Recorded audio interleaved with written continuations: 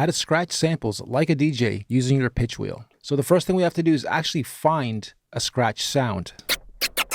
The higher the pitch range, the better effect you'll get, because when you're scratching like a DJ would scratch, I used to be one for many, many years, and I got into battle DJing and turntablism a bit, you can go right down to 0. So there isn't a limit. So here we're limited to what we've programmed the actual plugin to do. And if you can go infinity, go infinity. So let's go.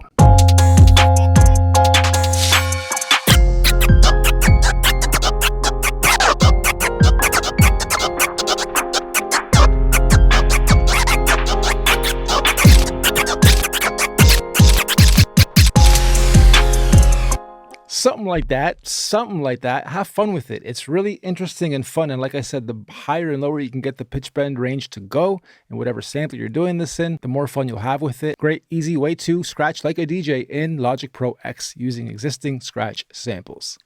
Let's go.